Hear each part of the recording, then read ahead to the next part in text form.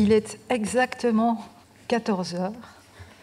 Nous allons donc commencer tout de suite l'après-midi de ce colloque avec l'intervention du professeur Matravers de the Open University, professeur. Il est l'auteur de nombreux travaux en esthétique et en philosophie de l'art, mais aussi en éthique et en philosophie de l'esprit.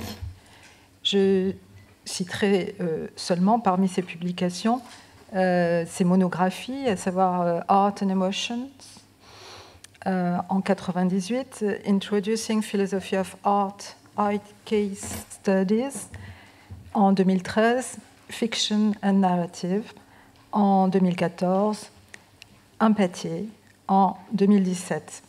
Et il est également éditeur du British Journal of Aesthetics. Son exposé, donc, s'intitule « What it meant by the term aesthetic property ». Je lui donne la parole et je le remercie d'être là. Merci beaucoup et merci pour l'invitation. Je suis désolé, mais ma français est mauvais. C'est exécrable. Donc, je parle en anglais. Et, pardon. J'ai une cravate française. My topic today is what counts as an aesthetic, or more formally, what counts as aesthetic, or more formally, what is the extension of the term aesthetic property. The paper falls into two parts. First, I shall consider what I call the narrow question about the term's extension. The narrow question assumes second, I shall consider what I call the broad question about the term's extension. The narrow question assumes the traditional individualistic notion of the aesthetic. Roughly, aesthetic properties are those that show up in perception to ground certain experiences of value. The broad question is more revolutionary. It holds that aesthetic properties are those that bring value to certain kinds of social practices. So firstly, the narrow question. So in 1959, in his classic paper, Aesthetic Concepts, Frank Sibley faced the problem of how to introduce his readers to the domain that interested him, and the aesthetic, and his approach had two elements to it. First, he provided lists of words that are the kinds of words he will be talking about: unified, balanced, integrated, lifeless, serene, somber, dynamic, powerful, vivid, delicate, moving, trite, sentimental, and tragic. Second, he claimed that non-aesthetic properties are those that are detectable to anyone with normal eyes, ears, and intelligence, while aesthetic properties requires the exercise of taste, perceptiveness, or sensitivity. Now, this might at first glance look like an attempt at a definition. Aesthetic properties are those properties that are detected via an exercise of taste. However, it is not. Sibley does not define taste in a non-circular manner. Indeed, he defines it as aesthetic discrimination or appreciation. A quick caveat on Sibley's list of words. Each of these, he says, is an aesthetic term or expression or an aesthetic concept. It looks then as if our task is to pick out the properties to which these terms refer. Those would be the aesthetic properties. And correlatively, non-aesthetic predicates would pick out non-aesthetic properties. However, in a footnote, he says, I shall speak loosely of an aesthetic term, even when, because the word sometimes has other uses, it would be correct to speak of its use as an aesthetic term. Hence, Sibley's distinction is not between semantic types, but between aesthetic and non-aesthetic uses of words. And we saw some of this in a talk earlier. It may be, as we shall see, that the distinction can be cashed out in terms of properties. That is, for any term, that term is used aesthetically if and only if it is being used to pick out an aesthetic property, and used non-aesthetically if and only if it is being used to pick out a non-aesthetic property. However, this would invite an explanation as to why the same term can be used on some occasions to pick out something, and on other occasions to pick out some distinct thing. And it's clear from the outset that any such explanation is likely to be difficult to give.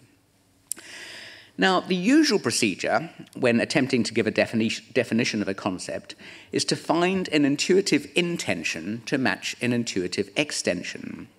That is, we come up with a meaning that applies in all and only instances where it would be correct to use the word that manifests that concept. So just think of justified true belief matching all and only correct uses of the word knowledge. Now, the procedure requires that we have a grasp of the intuitive extension. That is, we know when the relevant word is used correctly.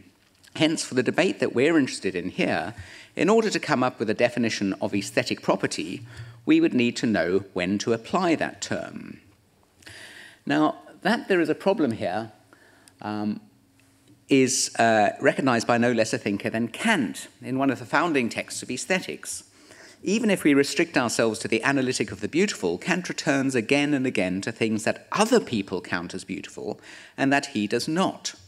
He notes that most people will declare a mere colour, such as the green colour of a lawn, or the mere tone, as distinct from sound and noise, as for example that of a violin, to be beautiful in themselves. As well as disagreeing with most people, actually he finds a way around that, but put that to one side. As well as disagreeing with most people, he disagrees with what people he calls critics of taste. So he says this: "It is true that critics of taste commonly adduce geometrically regular figures, such as a circle, square, or cube, etc., as the simplest and most indubitable colours or examples of beauty. And yet these are called regular precisely because the only way we can present them is by regarding them as mere exhibitions of a determinate concept that prescribes the rule for that figure, a rule under which alone the figure is possible. Hence, one of these two must be erroneous, either the judgment by critics, which attributes beauty to such figures, or our judgment that requires purposiveness without a concept."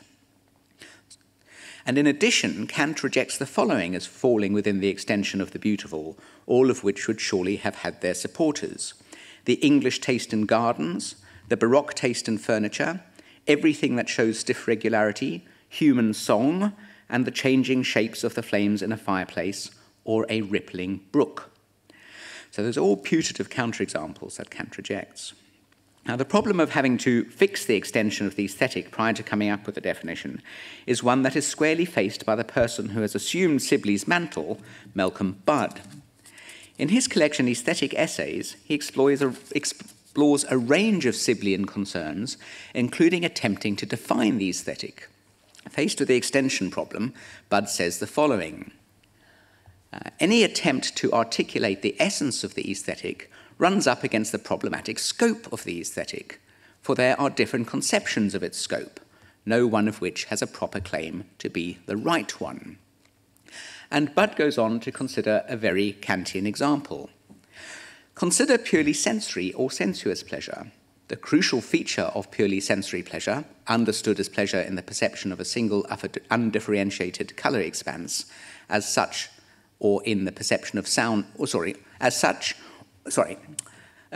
as pleasure in the perception of a single undifferentiated colour expanse as such, or in the perception of a sound of constant pitch, loudness, and timbre, or a taste or smell in which a single sensory quality, sweetness or acidity, for example, is detected, is that there is no variety in the object as it is perceived, just a single structureless, homogeneous quality. Now, Budd is able, without much difficulty, to show that there is a distinction between purely sensory pleasure and pleasure that involves variety in its intentional object. However, as Budd realizes, this leaves open the question as to whether the term aesthetic pleasure only applies to the latter and not the former. And this is indeed what Budd does. After a tour through Gerald Levinson's account, which firmly anchors aesthetics in relations between lower and higher order elements, Budd takes from Levinson the distinction between aesthetic pleasure and purely sensory pleasure. But is there a principled way to sort this out? That is there a principled way to decide whether to exclude purely sensory pleasure from the domain of the aesthetic? I shall make an assumption here, at least when discussing the narrow question, that our interest is in aesthetic properties qua their role in the appreciation of art. It may be that such aesthetic properties also have a role outside art, for example, in the appreciation of nature. However, I will assume that we're not interested in a property being an aesthetic property if it has no role in the appreciation of art. And I'll give some retrospective justification for this assumption later on. So perhaps we could adopt John Rawls' method of reflective equilibrium. For Rawls, this is a way of approaching the truth about ethical judgments. That is, we decide upon a set of ethical judgments which are free, to the best of our knowledge, from distortion. And second, we formulate our principles that would account for these judgments. And finally, we consider what to do if the principles and the judgments diverge. That is, there are judgments in the set not accounted for by the principles, or the principles imply judgments that are not in the set. In our case, we would decide upon those concepts or uses of concepts that would count as aesthetic. We would then formulate principles that would account for those concepts counting as aesthetic. And finally, we consider what to do if the principles and the concepts diverge. That is, if there are concepts in the set not accounted for by the principles, or the principles imply concepts that are not in the set. As Kant says, we then have to balance whether to attribute beauty to geometrically regular figures, which would mean rejecting his principles, or accepting his principles and revise our judgment on geometrically regular figures. Our intuition that geometrically regular figures are beautiful would lend weight to rejecting the theory, and independent support for the theory would lend weight to our revising our intuition. What then are the considerations that give independent support to a theory? At least in the theory of justice, Rawls says little about this, although there's much in political liberalism that bears on the question. We can borrow from this later work two conditions that seem the right place to start. That any theory should begin with relatively uncontroversial premises, and it should not contain errors of reasoning. However, that does not seem enough. Two theories could meet those conditions and still come up with different extensions for the aesthetic. That is, it does not seem to be those conditions that will sort out whether we include sensory properties. We need to find a way to compare two definitions of a term with respect to the set of things picked out by one definition being a more coherent, unified, interesting set than the set of things picked out by the other definition. That is, we want to find a way to compare definitions of the sort objects designed to cut wood, which would be interesting, from others such as objects made on a Tuesday, which are not interesting. There are probably an indefinite number of answers to the question, what makes a set of things picked out an interesting set of things? I shall, with reference to Budd's work, discuss three which are particularly relevant to aesthetic properties. So, function. Do all the elements of the set have a common function? Epistemology. Do we come to know about each element in the set in the same or similar way? And phenomenology. Do the elements in the set share a phenomenology? If we can give a positive answer to these questions and show that we would not have been able to give a positive answer with a different candidate set, we have some reason to think we have picked out the right, that is, the most coherent, unified, interesting set in our definition of aesthetic properties. Now, I need to say a little about what Budd takes aesthetic properties to be. He thinks they are, quotes, a mixed bag, and that, quotes, there are indefinitely many terms that are used to ascribe aesthetic properties. Further, the same type sentence can be used to make different claims on different occasions. Thus, there's a great deal of complexity here. The story told for one aesthetic term might be very different from the story told for another aesthetic term. Even then, the story told about the use of that aesthetic term on one occasion might be very different from the story told about the use of that aesthetic term on a different occasion. Hence, the content of an aesthetic judgment will need to be determined on a case-by-case basis. But this does not mean, however, that nothing general can be said about aesthetic properties, as Budd makes clear when he gives the following definition. An aesthetic property of an item is any relation among the elements or any higher-order property of it that, as realized in the item, is fit to make the perception or imaginative realization of it intrinsically rewarding. Now, the key claim here in terms of understanding the extension is that the properties in question are those that are fit to constitute aesthetic value, provided that one understands aesthetic value as Budd understands it, in terms of an experience being intrinsically, that is, non-instrumentally, rewarding. And there are two further constraints. First, aesthetic properties are not simple properties. They are either a relation among the elements or other higher order property of the object. Secondly, although this does not come out directly in the definition, there is a return to something like Sibley's notion of taste. To be clear, Budd does not think that an exercise of taste is a necessary condition. However, he does think that we have an aesthetic attitude, which is an attitude conducive to the, quotes, reliable perception of aesthetic properties. So in sum, aesthetic properties are higher order properties that are fit to contribute to aesthetic value, which generally require some sensitivity, named taste, to detect. And these then fall into two types. They can either be perceived or be imaginatively realized. I shall simply state here, but I'll not defend the claim, that I think Budd's account fulfills our two conditions. That is, I think it starts with relatively uncontroversial premises, and it does not contain errors of reasoning. Indeed, to put my cards on the table, I think Budd has pretty much solved the problems that Kant via Sibley bequeathed to us, although I think he has left us one area in particular that merits further work. But my interest here is whether Budd's account sorts out the narrow question for us. That is, whether the set he has picked out as the set of aesthetic properties is the most optimal that could be picked out by the term. In particular, is it better than the set that includes what is picked out plus the sensory properties? So let's start with the function. All the elements in Budd's set have a common function, namely the perception or imaginative realization of them is intrinsically rewarding. These are the properties of an object one would cite in order to defend the claim that the object had aesthetic value. And without wishing to get into heavy metaphysics, I'll leave that for Elizabeth, these are the properties that ground aesthetic value. Our question is solving the narrow question, is whether sensory properties share this function. Do purely sensory properties, qua sensory properties, ground aesthetic value? I do not think they do when it comes to the aesthetic value of art. In justifying the attribution of aesthetic value to paintings, we're familiar with pure colours being cited as part of a complex of properties that grounds aesthetic value. In a well-known discussion of colour, Michael Baxendale points out that in the 15th century, painters' contracts specified the cost of the pigments that were to be used. Ultramarine, made from lapis lazuli, was at least twice the price of German blue, which was less splendid in colour and also unstable. So this is from Baxendale.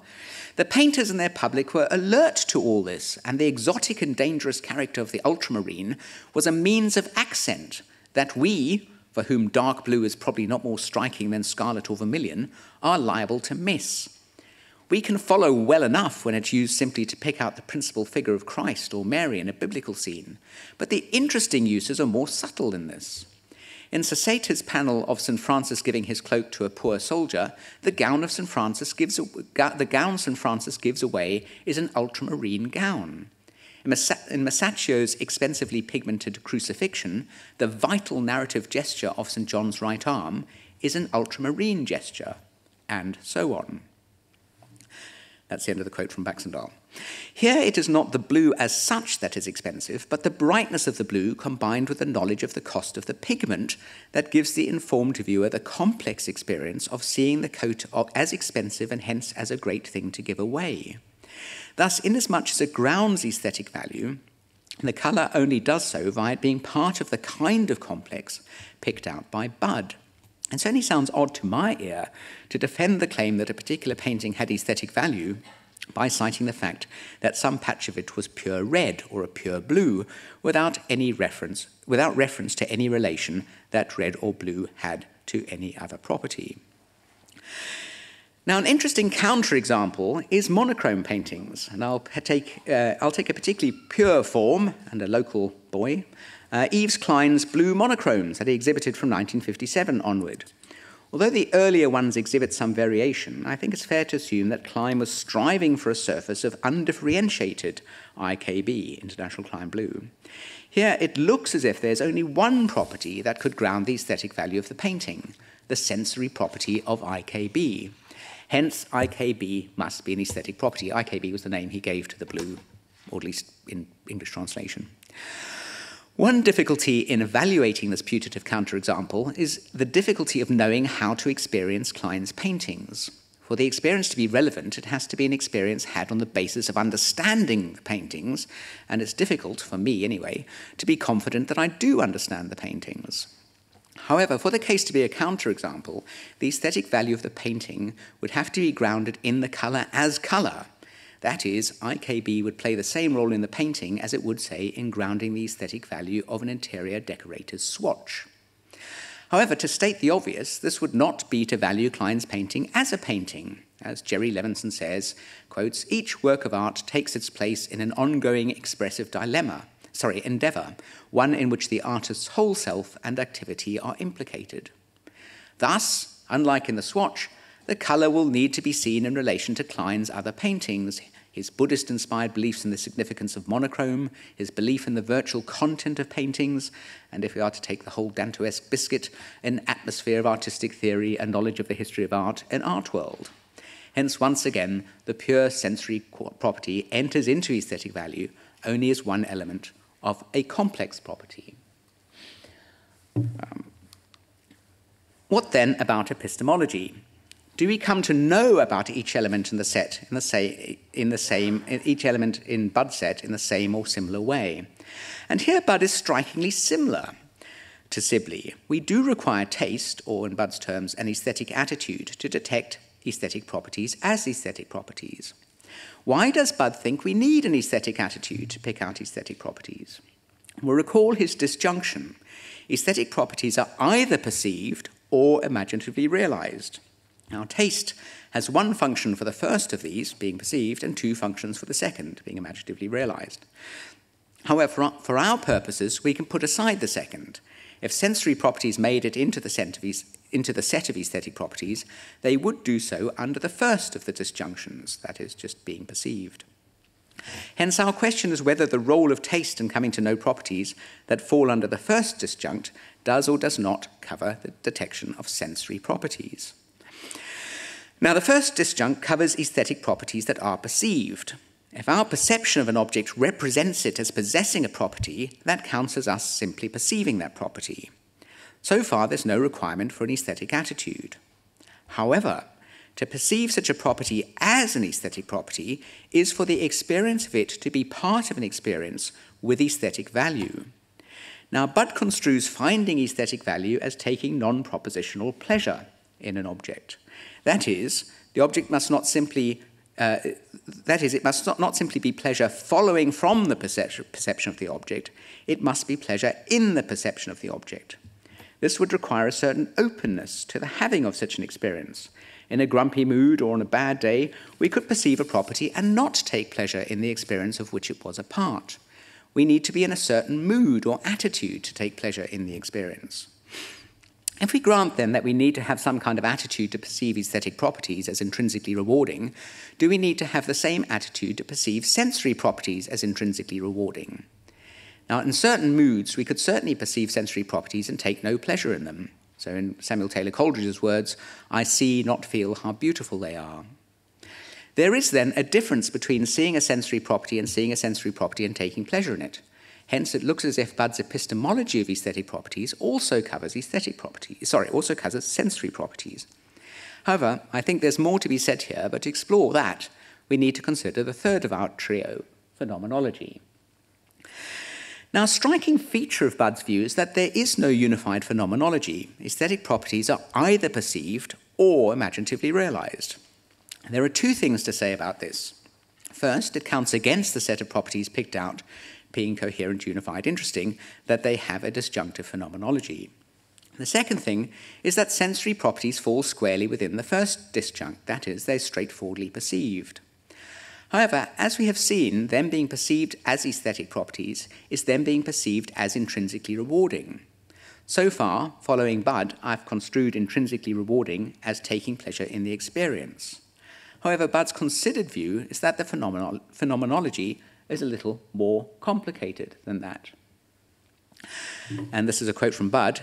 The experience of a work of art can be intrinsically rewarding to undergo, worth undergoing for its own sake, rewarding to undergo independently of any beneficial consequences that might be anticipated to accrue to one as a result of having had the experience, for reasons other than pleasure the experience might afford.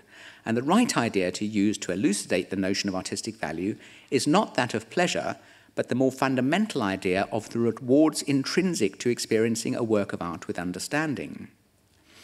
So an aesthetic value is bound up with understanding. Hence it looks as if sensory properties are not aesthetic properties, as the pleasures of sensory properties are immediate. But that, however, would be too quick.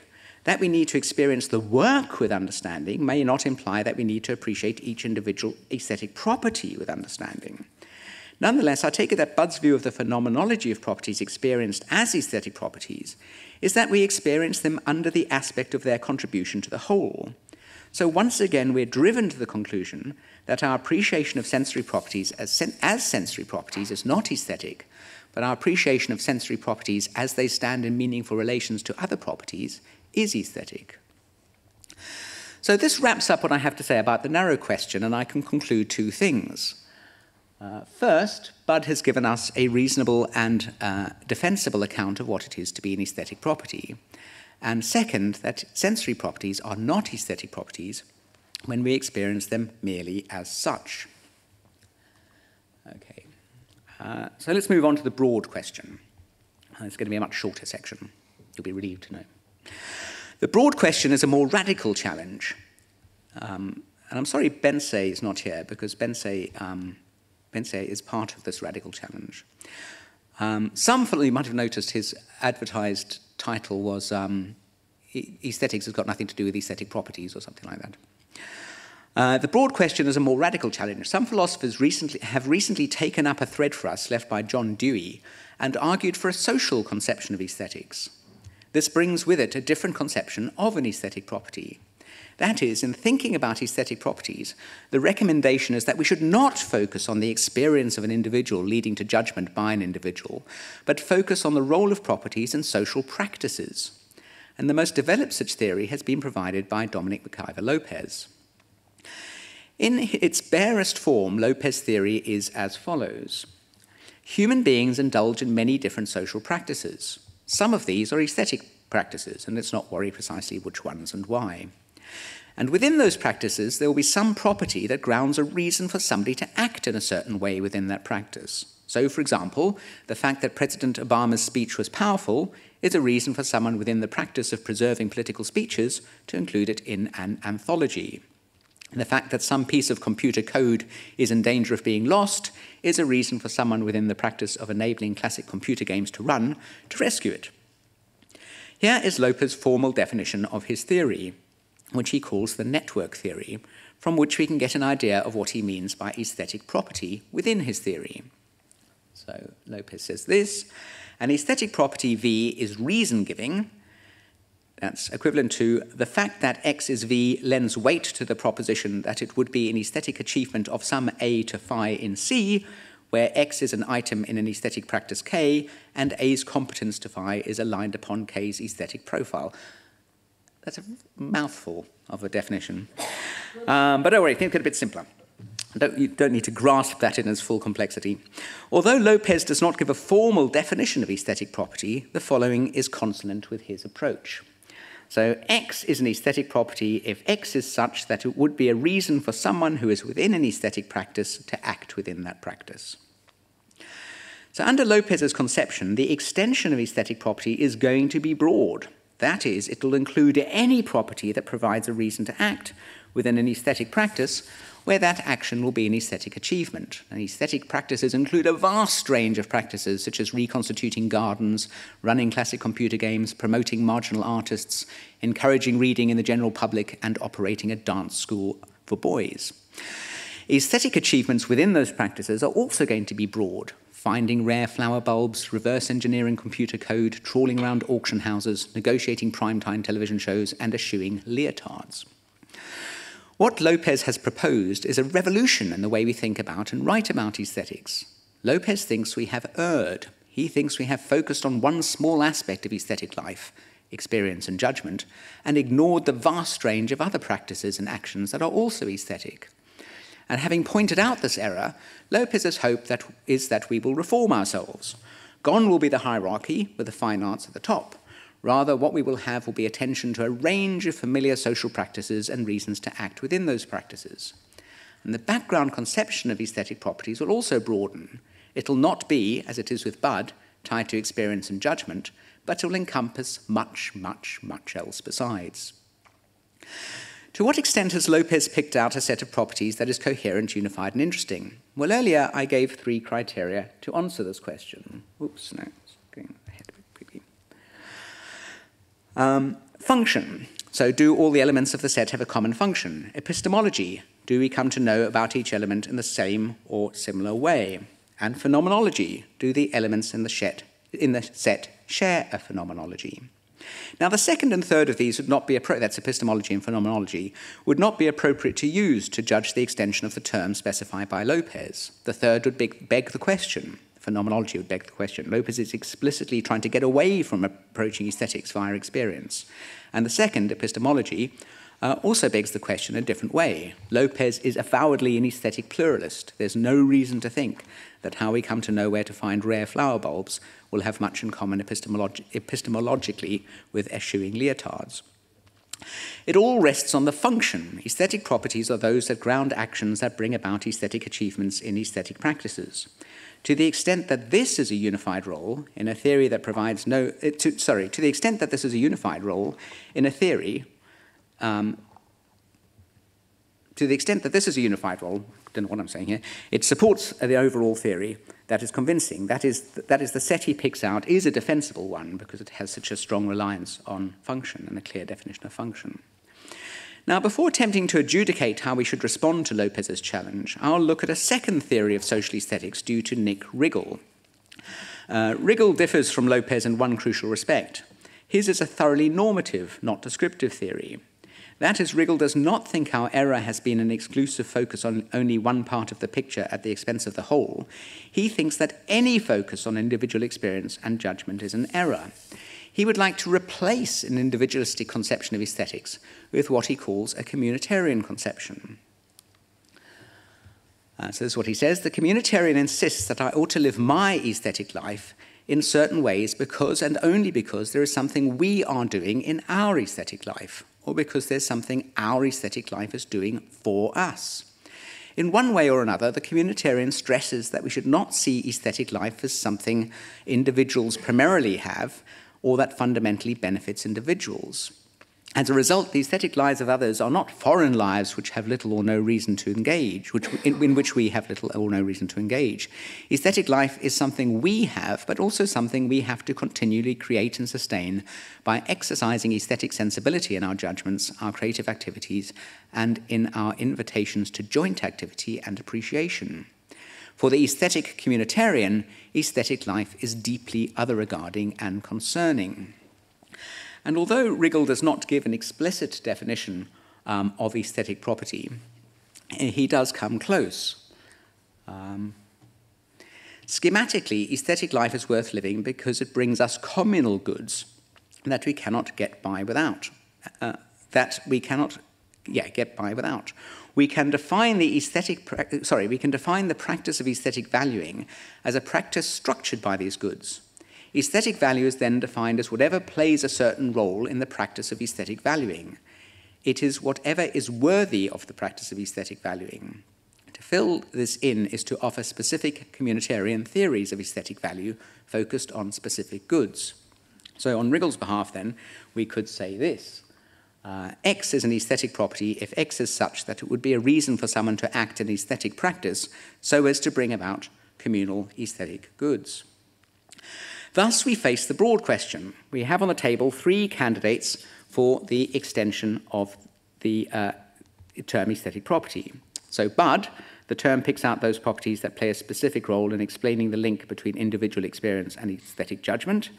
Lopez, the term picks out those properties that play a specific role in explaining action in aesthetic practices, very broadly construed.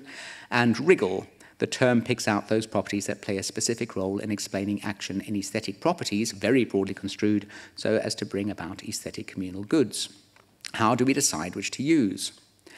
Well, the first point to note is that Bud and Lopez are compatible in the following sense. Lopez does not exclude individual experience of art resulting in aesthetic judgment from his list of aesthetic practices.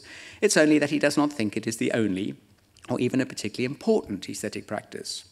So that is, Budd has picked out a coherent, unified, and interesting set of properties that has a significant role in the practice of experiencing and then judging art. Lopez has picked out a coherent, unified, and interesting set of properties that has a significant role in explaining aesthetic practices generally, one of which will be the practice of experiencing and then judging art. And the difference is that Budd holds, and Lopez does not hold, that there's something particularly important about the practice of experiencing and then judging art. Hence, Budd would, one suspects, be reluctant to extend the term aesthetic properties to other practices. However, inasmuch as we are convinced by Lopez's theory, this is a merely terminological issue. We could say call Budd's properties narrow aesthetic properties and Lopez's properties broad aesthetic properties, and Budd and Lopez could then debate whether the latter set of properties was in fact coherent, unified, and interesting, but we could leave that to another day. The second point to note is that Budd and Riggle are incompatible. That is, Riggle denies that the practice described by Budd is a legitimate, that's a slip of the tongue, just called Malcolm Budd God then. He was my undergraduate tutor. That is, Riggle denies that the practice described by Budd is a legitimate aesthetic practice. He wants to replace individualistic aesthetic practices with the communal aesthetic practices. Now, it's true that Riggle has arguments for this that I have not, for reasons of time, considered. However, and this is the reason I've spent so long spelling out Budd's theory, this is a very counterintuitive result for me. Even if one thinks there is merit in investigating the role of aesthetics in the production of communal goods, it's implausible to hold that the practice described by Budd, that is, the practice of experiencing works of art and coming to judgment upon their quality, makes no sense. After all, it is a practice with which we are all familiar and which people have been indulging in and attempting to illuminate, at least since the middle of the 18th century. Now, it might be that we could attribute to Riggle the weaker position that did not deny the sense of the practice Budd describes, but instead maintained that the term aesthetic and its various conjunctions and cognates does not properly belong to such a practice, but belongs instead to the practice of socially oriented aesthetics. However, as a terminological recommendation, this, I think, has little to recommend it. My conclusion, then, is that wherever the current Deweyan recommendations take us, the turn to social aesthetics, they overreach themselves if they end up either denying that traditional aesthetics make sense or denying that it is properly aesthetic. Whatever the answer to the broad question, aesthetics, traditionally construed, must survive and as an area of inquiry.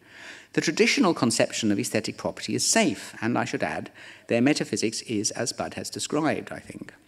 To that extent, the social turn in aesthetics is less revolutionary than some of its proponents make it out to be.